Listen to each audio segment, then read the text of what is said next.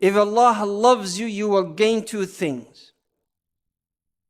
One, if Allah loves you, subhanahu wa ta'ala, كما في صحيح البخاري ومسلم من حديث أبا هريرة, if Allah loves you, Allah subhanahu wa ta'ala will call Jibreel alayhi salam.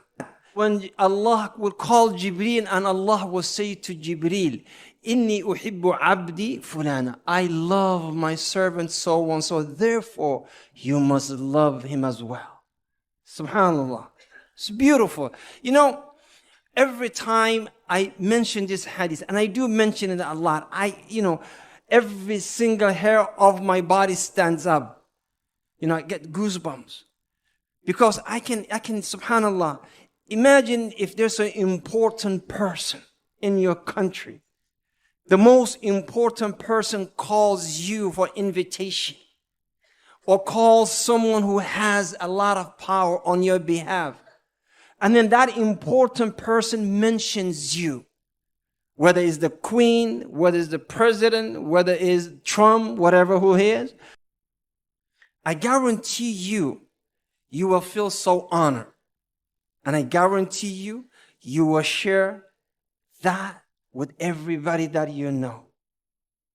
If Sheikh Mufti Mink says, brother, come, take picture with me on the podium, wallahi, you will send it to everyone.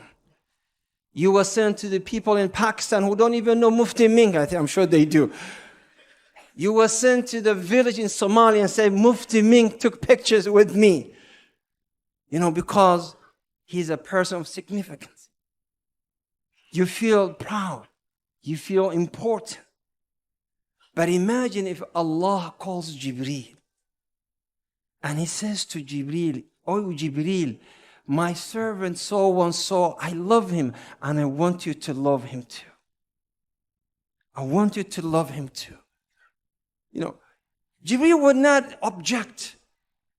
Jibreel, because he's an angel, Allah subhanahu wa ta'ala said, لا يعصون الله ما أمرهم ويفعلون ما يؤمرون.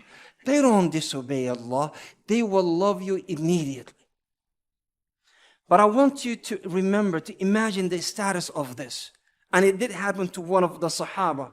In Sahih al-Bukhari wa Muslim in Hadith Anas bin Malik, Messenger of Allah, after the Salah, he turned to the Sahaba and he said to them, to Ubay bin Ka'b, Ya Ubay, Inna Allah amarani an aqra'a alayk qul ya ayyuha al-kafirun. I'm sorry, لم يكن الذين كفروا من أهل الكتاب, Surah Al-Bayyinah. And Ubay bin Ka'b radiyallahu anhu cannot imagine him being a simple human being. Him being nothing. He's nothing but a mercy of Allah.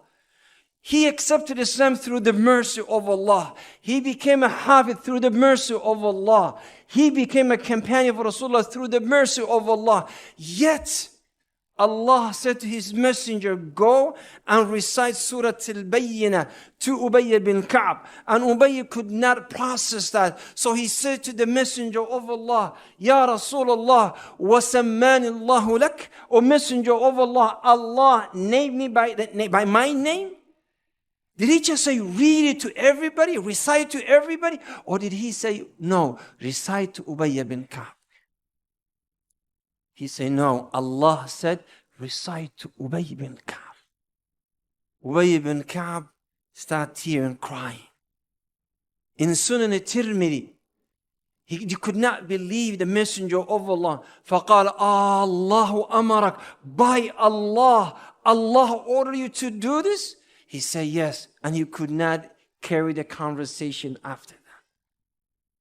The second thing that you will gain if Allah loves you, you will not be touched by Jahannam.